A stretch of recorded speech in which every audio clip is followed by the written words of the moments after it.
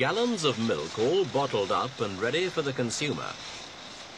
For people all over the world, milk's an important part of their basic diet. There's always plenty of it in the local shop or supermarket, and in some countries like Great Britain, it's even delivered to the doorstep.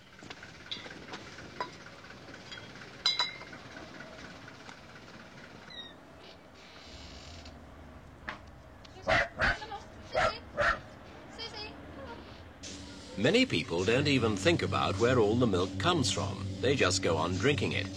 The whole process, from the cow being milked to the bottles appearing on the supermarket shelves, is so efficient that it's often taken for granted. That is, until there's a shortage. And one thing you can be reasonably sure of, if the milk supply does dry up, it's not the cow's fault. Truck drivers may strike for higher wages, but cows go on producing milk regardless. However, that doesn't stop scientists asking if cows can be made to do still more.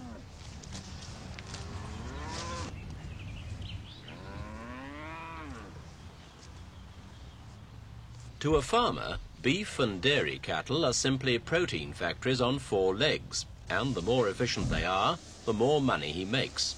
So anything that helps produce better animals has a world market waiting.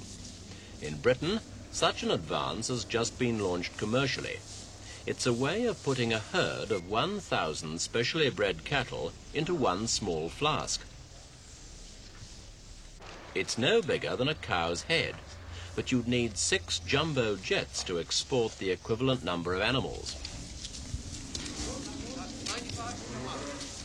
This new way of exporting breeding cattle is simply a matter of taking fertilized eggs from selected cows and holding them in suspended animation until they can be implanted into cows elsewhere in the world. At this stage, the cow's eggs have already been fertilized by artificial insemination, the surgeons now flushing out the developing embryos from the mother's uterus. And through the cervix now, and are now starting to pass up into the right horn. Embryo extraction's a non-surgical operation, carried out under local anaesthetic. 7 to 15 embryos can be taken during any one collection because the cows have been specially treated to produce more. Normally, like human beings, they only release 1 egg at a time. And then 6. 7.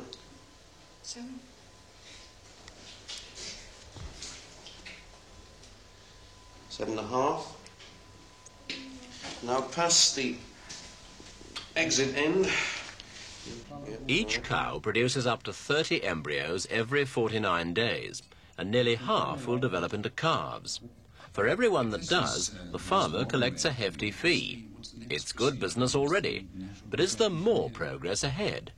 The natural progression from here, I suppose, is that one could predetermine the sex of the embryos, or, so that you could ask for 10 heifer calves or 10 bull calves from a particular meeting.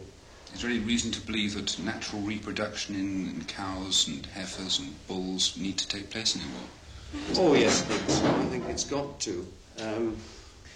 This is purely a method for reproducing the very best in a breed and increasing the numbers of genetically superior animals rather than just ordinary breeding process.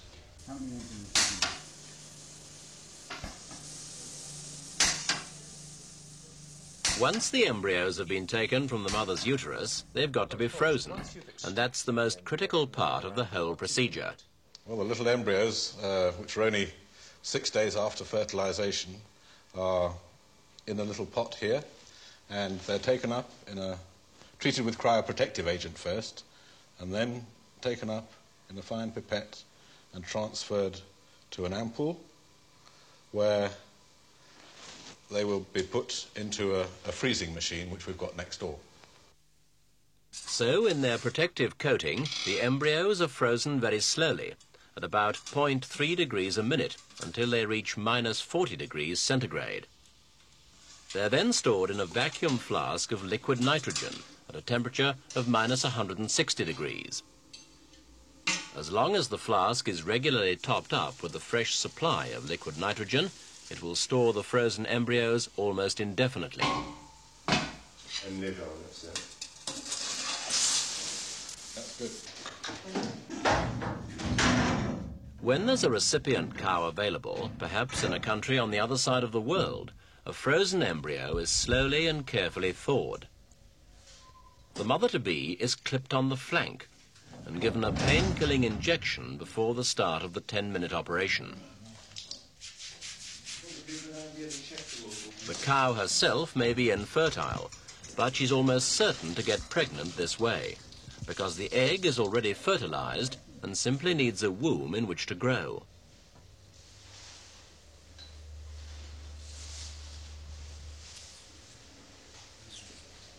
Just below the pin bone on the flank, the surgeon makes an incision about the length of a hand. For the cow, there's no discomfort as long as the vet carefully draws the uterus out of the incision before he pierces it with a blunt-ended needle. A flexible pipette is then pushed through the puncture hole, and the embryo, in its protective transport medium, passes along the tube and is deposited.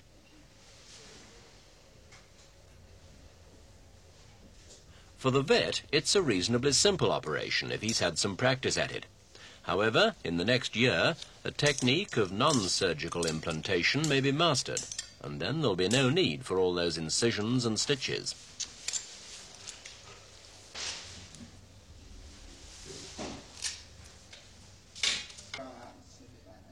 Once the cow's all sewn up and mopped down, she is immediately returned to the herd. In 9 months' time, she'll give birth to a calf which genetically has nothing to do with her. The method works, as Frosty the bull can testify. He's the first living creature to have been frozen as an embryo, thawed out and survived. This somewhat strange beginning seems to have made him tamer than bulls resulting from natural reproduction or from artificial insemination. But apart from that, Frosty is a prime example of his breed. In every important way, he's just like any other bull. Apart from the freezing aspect, similar techniques have already produced a human test tube baby. So could this storage method be applied to human beings? Well, presumably it could. We've been able to freeze the embryos of several animal species now. The only one that we haven't been able to freeze is the pig. So presumably it might be applied to the human, but probably the application is very limited. Well, Dr. Polge, is this just messing about with nature for the sake of messing about, or are there really practical advantages to it? Yes, there are many very good practical applications for this type of technique in animal breeding. One of the most important ones is for the export and import of embryos.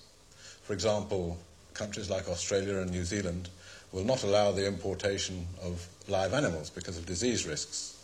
But if the embryos can be collected from pedigree donor animals and kept frozen for a period of maybe 6 months or so in quarantine, then the donor animal can be tested to see that she's not suffering from any disease, and once the eggs have been quarantined and cleared, then they will be accepted into these countries.